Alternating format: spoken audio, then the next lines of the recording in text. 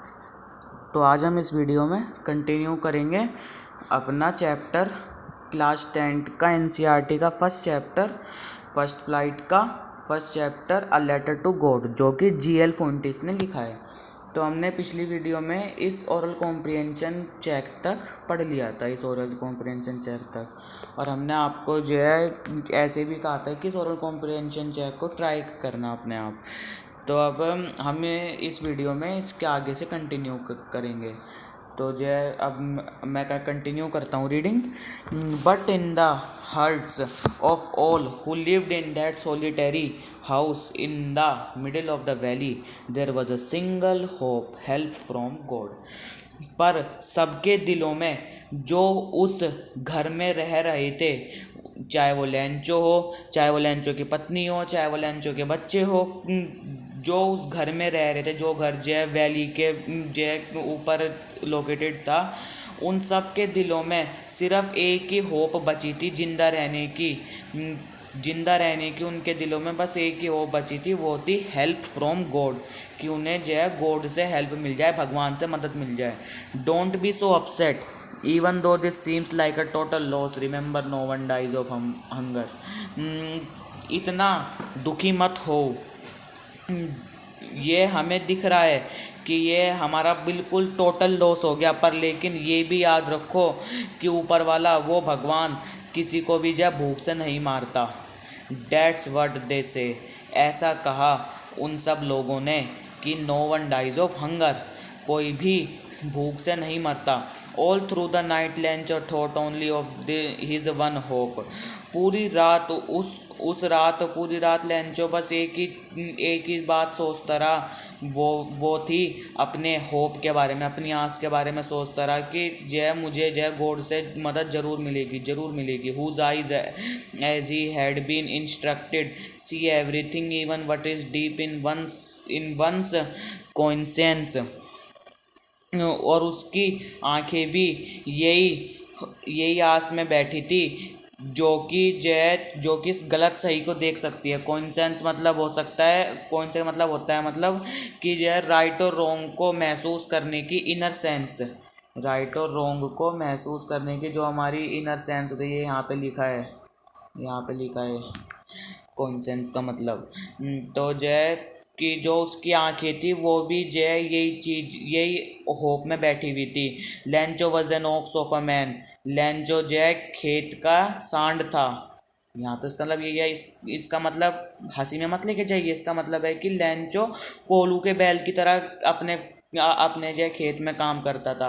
Working like an animal in the fields, animals की तरह वो अपने फील्ड्स में बस काम ही काम करता रहता था। But still he knew how to right.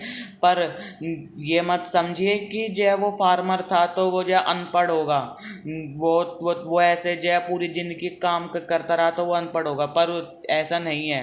वो पढ़ा लिखा था, उसको पढ़ाई लिखाई आती थी, वो लिखना जानता था।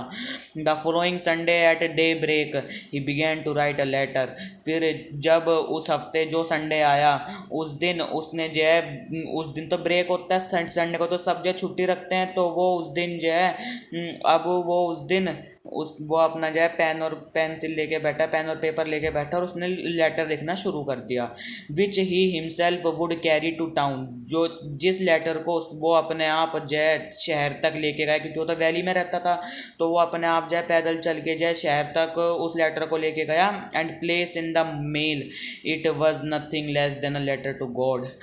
और उसको जो है पोस्ट कर दिया, और उसमें और वो लेटर किसको था? गॉड को था वो लेटर। वो लेटर उसने गॉड को लिखा था। गॉड ही रोट, उसने लिखा कि हे भगवान, if you don't help me, अगर आपने मेरी मदद नहीं करी, my family and I will go hungry this year, मैं और मेरी फैमिली जो है इस साल जो है भूखी ही रह जाएगी और भूखी मर जाएगी। I need 100 pesos in order to sow my fields again and to live until the crop comes because the hailstorm. और फिर वो पूरी अपनी कहानी लिखता गया कि मुझे उसने कितने पीसोज मांगे। एक तरीके से उसने जो 100 रुपये मांगे। पहले तो उसने तो मतलब इस उसमें उसने जो है 100 रुपये मांगे, यानी उस समय जो है 100 रुपये की कीमत बहुत ज़्यादा थी जब ये स्टोरी लिखी गई। 100 पीजोज मांगे। पीजोज कहाँ की करेंसी होते हैं मैंने पहले भी बताया था पहले वाली वीडियो में। अगर आपने पहले वाली वीडियो नहीं देखी तो अभी जाकर देख लीजिए चैनल को चेकआउट करके। 100 पीजोज, वो पीजोज कहाँ की करेंसी होती है, वो होती है मेक्सिको की करेंसी। ये स्टोरी भी जो मेक्सिको की है।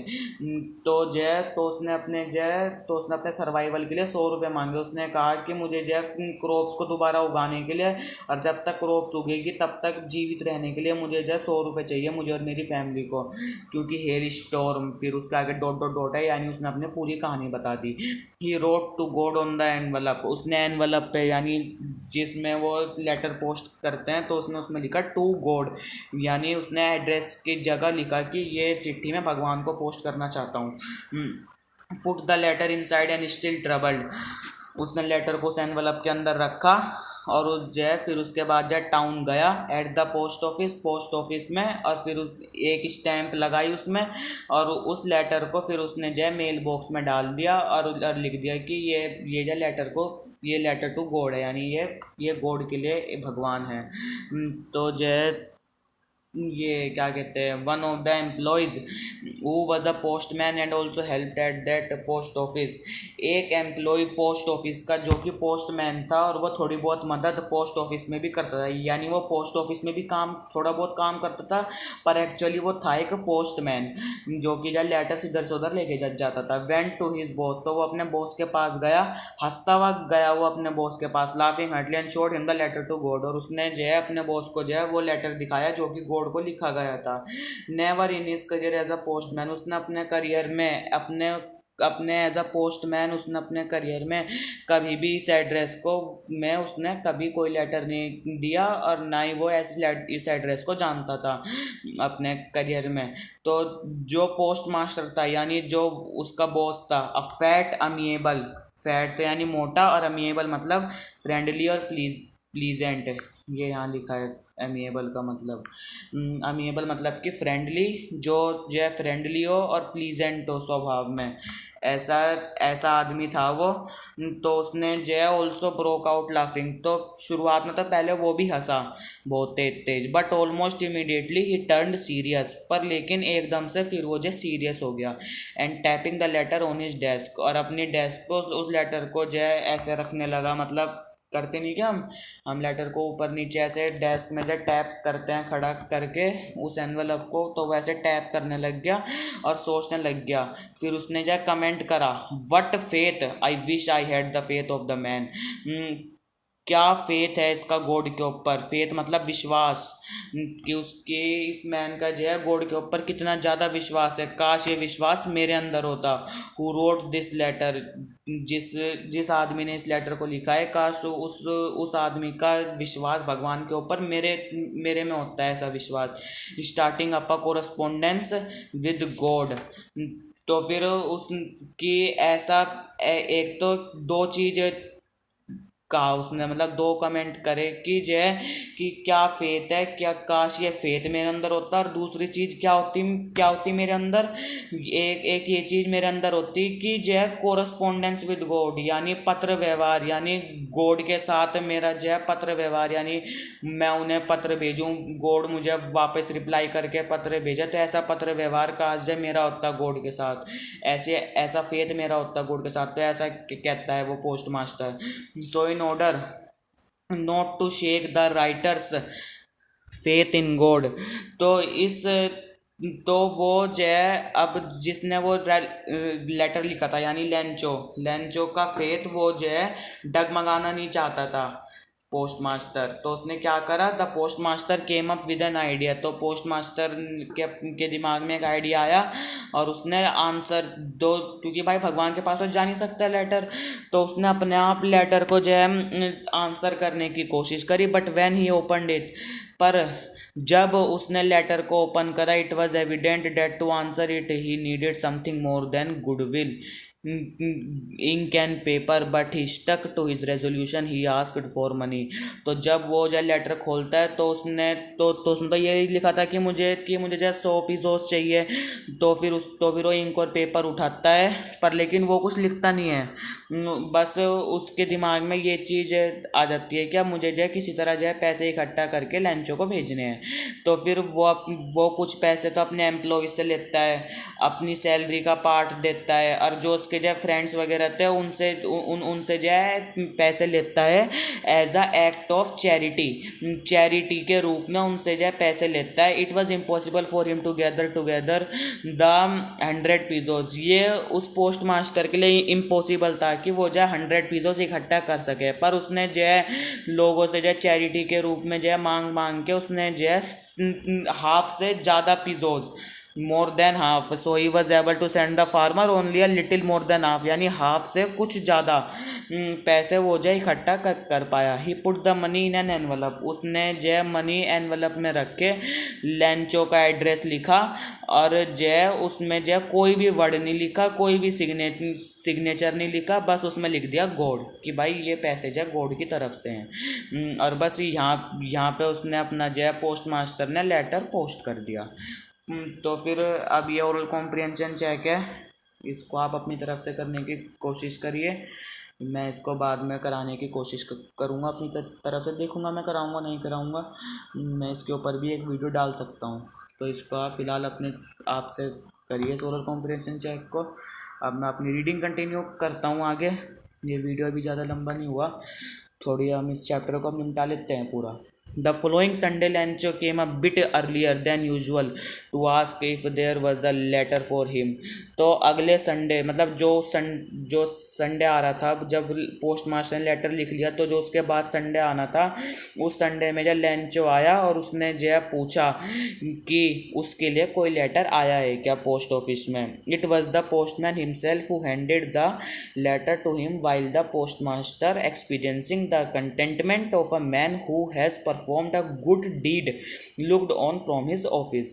तो वो खुद पोस्टमैन था जिसने वो चिट्ठी जब लैंचो ने जब पोस्ट करी थी, तो जो चिट्ठी लैंचो ने पोस्ट करी थी, तो फिर जिस पोस्टमैन ने उस चिट्ठी को उठाया था फिर पोस्ट मास्टर के पास ले गया था, उसी पोस्टमैन ने जो है उस चिट्ठी को जो है लैंचो को जाकर दिया। और जो पोस्ट मास्टर जो अपने जो ऑफिस में बैठा हुआ ये सब चीज़ देख रहा था, उसको एक संतोष मिल रहा था। कंटेंटमेंट मतलब होता है संतोष, सेटिस्फैक्शन। ये रहा कंटेंटमेंट और ये रहा उसका बराबर में मीनिंग।